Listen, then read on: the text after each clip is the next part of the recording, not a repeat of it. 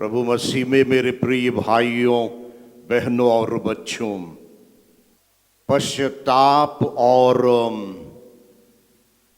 नया जीवन को कैसे हम हासिल करें, इन पर आज के पवित्र पाठ ने हम लोगों को अवगत कराया है। और इस वक्त चालीसा या 40 दिन के महत्व को समझना उचित होगा। ऐश वेडनेसडे से लेकर ईस्टर संडे तक जो 40 दिन की पवित्र अवधि है, पवित्र बाइबल में इसका विशेष स्थान हम पाते हैं, महत्व हम पाते हैं। संत मत्ती का शुभ संदेश अध्याय 4 वाक्य 1 और 2 में हम लोग पढ़ते हैं। यीशु मसीह खुद ही 40 दिन तक प्रार्थना में लीन रहे। उन्होंने उपवास और परहेज किया। वचन यह कहता है, तब आत्मा को, पवित्र आत्मा यीशु को एक ऐसे प्रदेश में ले चला जहां शैतान द्वारा प्रभु की परीक्षा हुई, और वे वहां पर 40 दिन रात प्रार्थना और उपवास में रहे, और प्रभु को भूख भी लगी। और पवित्र बाइबल का ये वाक्य जो है हमें ये समझाता कि आध्यात्मिक या आत्मिक शक्ति पाने के लिए हमें प्रार्थना और उपवास की आवश्यकता पड़ती। गणना ग्रंथ अध्याय 14 वाक्य 33 और 34 में हम लोग पढ़ते हैं, इजरायली प्रजा 40 साल तक रेगिस्तान में भटकती रही, और उस यात्रा के दौरान प्रभु ने जो प्रतिज्ञा की थी कि उन्हें प्रतिज्ञात देश प्राप्त करा देगा। और इस वाक्य में हम लोग पाते हैं कि आध्यात्मिक यात्रा धैर्य और एक विश्वास की यात्रा होती है, और ये यात्रा तभी पूरी होती जब हमें ईश्वर की कृपा प्राप्त होती हो। नबी योना का ग्रंथ अध्याय 3 वाक्य 2, 3, 4 और 5 में हम लोग पढ़ते, निनेवे शहर को लेकर नबी ने ये कहा वहां के जनता के लिए, 40 दिनों में उपवास, परहेज और प्रायश्चित करो, अन्यथा तुम लोगों का सर्वनाश होगा।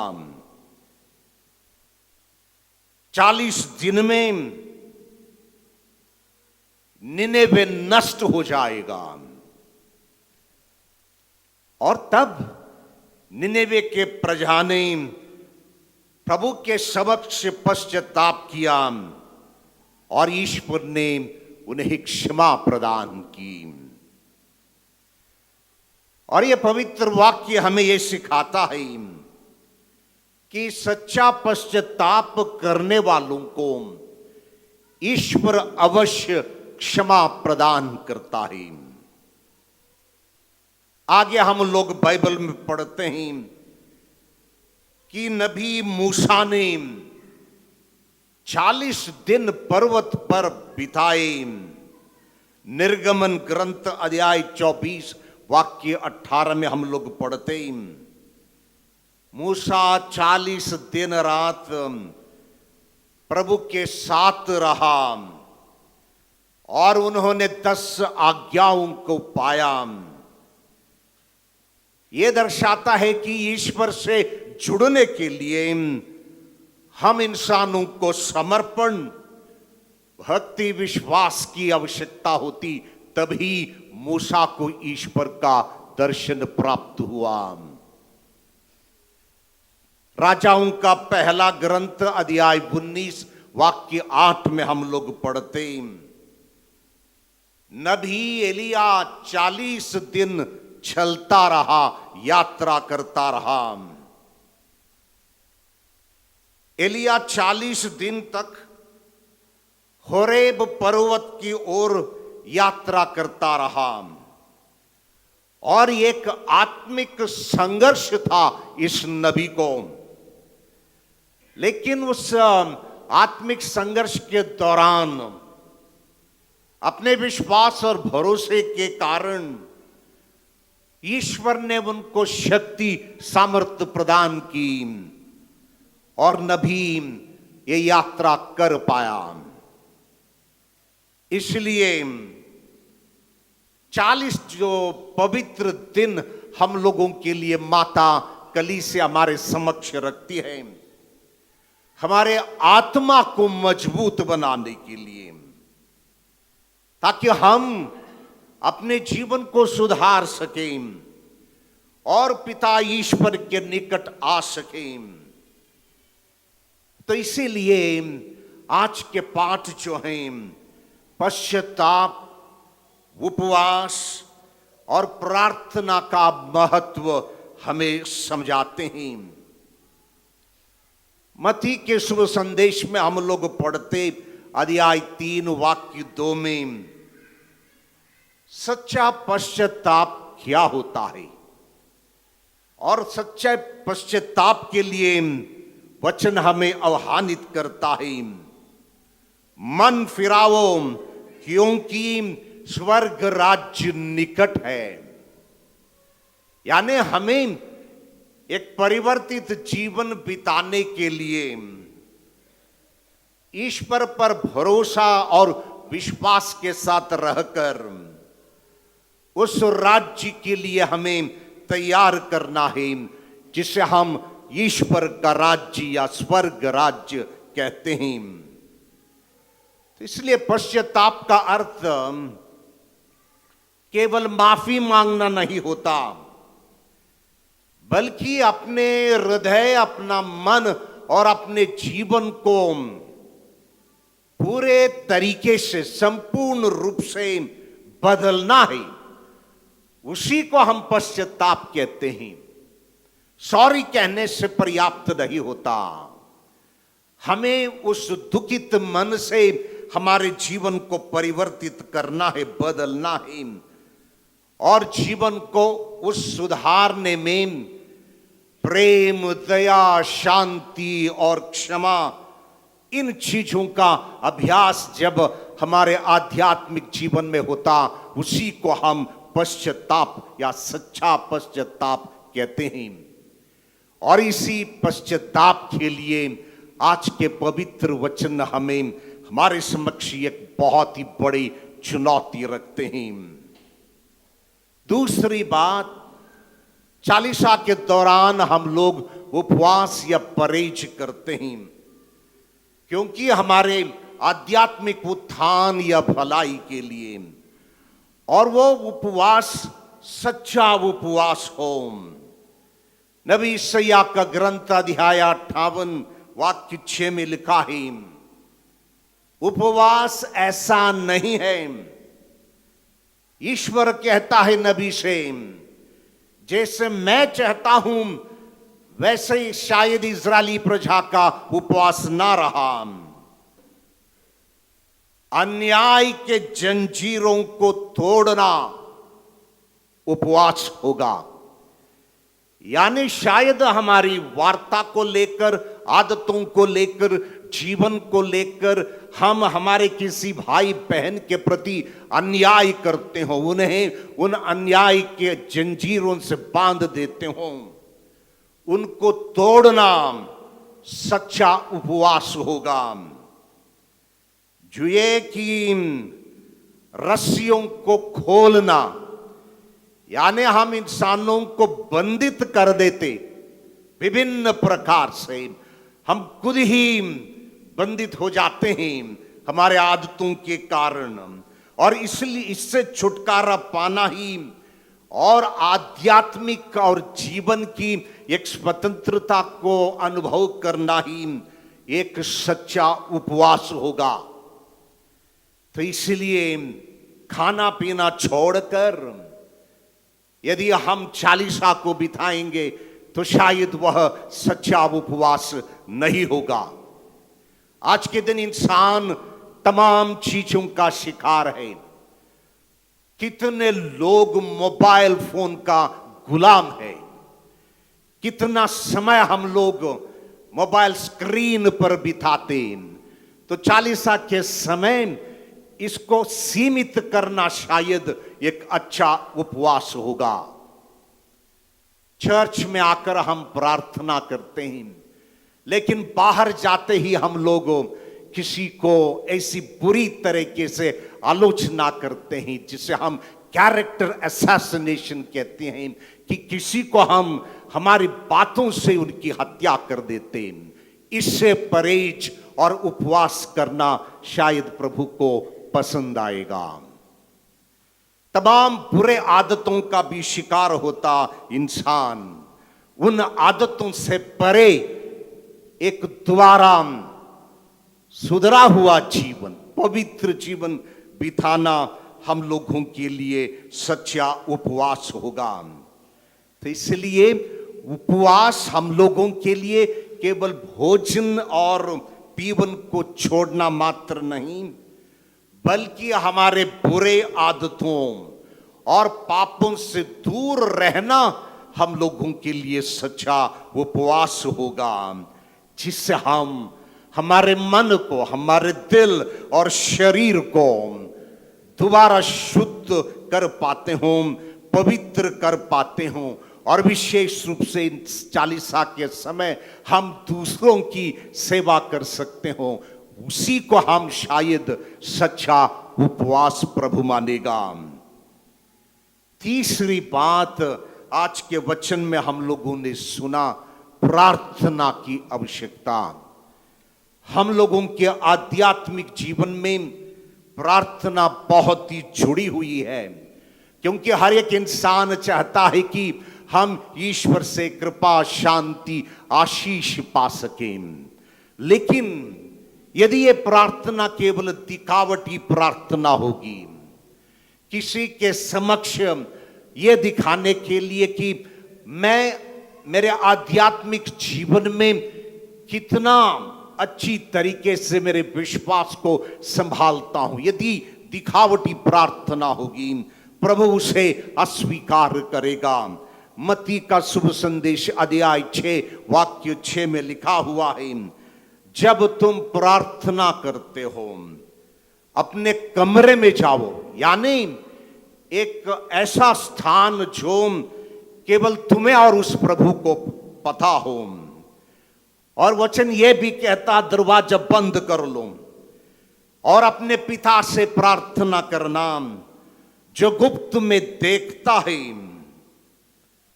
वही गुप्त में तुम्हारी प्रार्थना सुनेगा और तुम्हें आशीर्वाद देगा।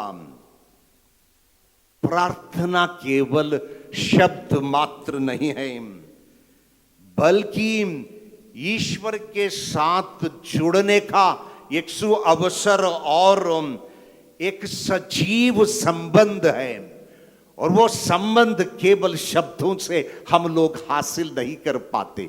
उस संबंध को पाने के लिए हमारा मन की पूर्ण एकाग्रता के साथ हमें ईश्वर को अपने दिल और मन में अनुभव करना है। तो इसलिए हमारी प्रार्थना केवल दिखावट के लिए प्रार्थना ना हो, लेकिन हम दिल से और मन से प्रार्थना कर सकें। तो इसलिए चालीसा, लेंट हम लोगों के जीवन के लिए निष्कर्ष का समय है। यानी आज से हम एक यात्रा प्रारंभ करते हैं जो कि आध्यात्मिक यात्रा है। और इस यात्रा के दौरान हम लोगों का लक्ष्य और कोशिश ये होनी है कि हम सभी अपने पापों से मुक्त हो पाए, हमारे शरीर, दिल और आत्मा को शुद्ध रख पाए और ईश्वर से हम प्रार्थना कर सकें, एक सजीव संबंध को जोड़ सके, पा सकें। और इसके लिए हमें प्रेम, दया, करुणा, इन चीजों के साथ सेवा का जीवन बिताने की आवश्यकता होती, तभी उसे हम सच्चा पश्चाताप या सच्चा उपवास और सच्चा धार्मिक प्रार्थनारत जीवन कह पाएंगे, ताकि उस प्रभु ईश्वर के पुत्र के पुनरुत्थान के पर्व को मनाने के लिए हमारा दिल, हमारा हृदय और हमारा जीवन प्रभु से प्रेरित हो पाए। आज हम जबकि राख बुधवार मनाते हैं, हमें 3 चीजों पर ध्यान देना है। पहला, पश्चाताप, अपने अतीत के जीवन के लिए जैसा भी हो दुखित मन से और पिता परमेश्वर के समक्ष नतमस्तक होकर हमारे पापों के लिए प्रायश्चित के साथ क्षमा मांगना, ताकि हम पश्चाताप कर सकें। और यह पश्चाताप मात्र केवल शब्दों से ना हो, बल्कि क्रिया कर्म के साथ जुड़ जाए। दूसरा, आत्मा परीक्षण, हमारी आत्मा का हम परीक्षा लें, यानी हम लोगों ने अब तक क्या सोचा है, अब तक हमारा जीवन कैसा रहा और अब तक हम लोगों ने किस प्रकार आध्यात्मिक जीवन और विश्वास को संभाला है। क्या मैं उस पवित्र वचन से प्रेरित हूं और क्या मैंने मेरे जीवन को उस रास्ते पर चलाने की कोशिश की जो कि प्रभु प्रिय हो। और तीसरा जो है, हमें ये 40 का समय प्रार्थना के लिए बुलावा देता। इसलिए जब हम 40 के दौरान क्रूस यात्रा करते हैं, उस क्रूस यात्रा को ना केवल पढ़ें, मुंह से बोलें, लेकिन मनन चिंतन करें, क्यों प्रभु ने उस पवित्र क्रूस को गले लगाया, उनका मकसद और लक्ष्य क्या था, और इंसान को मुक्ति देने के लिए प्रभु ने क्यों इतने सारे कष्ट झेल लिए, और अपना प्रेम को हम लोगों पर उन्होंने जताया। इन सबों को लेकर हमें मनन चिंतन करना है और उस क्रूस यात्रा के साथ हमारे जीवन को जोड़ना है, ताकि हम जब संकट का सामना करते हैं, तकलीफ में फंस जाते हैं, संघर्ष का सामना करना पड़ता है हम लोगों को, वो क्रूस यात्रा हमें याद दिलाएं, प्रेरणा दें, ताकि क्रूस के बलिदान के साथ हम इंसानों की मुक्ति भी है। जब हम अपने माथे पर राख लगा लेते आज के दिन, बहुत बड़ा अर्थ है राख को माथे पर लगाना, कि हम इंसान नश्वर हैं। एक छोटी सी यात्रा को लेकर इस दुनिया में हम लोग जीते, इसलिए उत्पत्ति ग्रंथ अध्याय 1 वाक्य 9 से जो वाक्य आज के दिन राख के साथ हमें सुनाएंगे, तू मिट्टी है और तू मिट्टी में मिल जाएगा। इस नश्वरता को आज ये पवित्र विधि हमें याद दिलाती कि हमारा जीवन क्षणभंगुरता का जीवन है।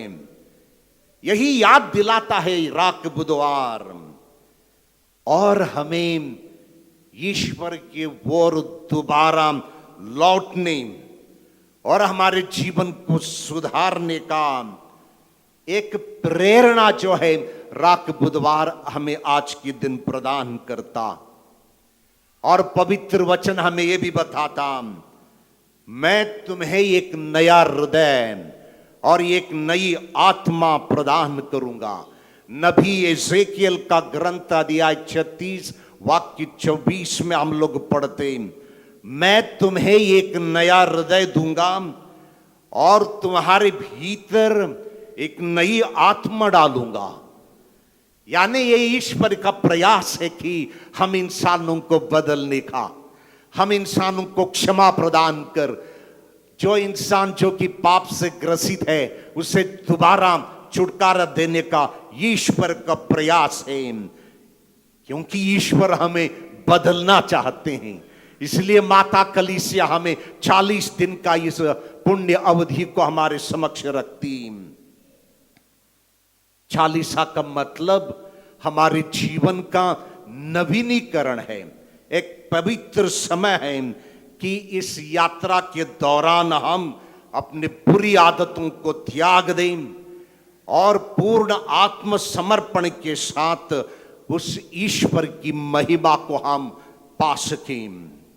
तो इसलिए चालीसा निष्कर्ष का समय है।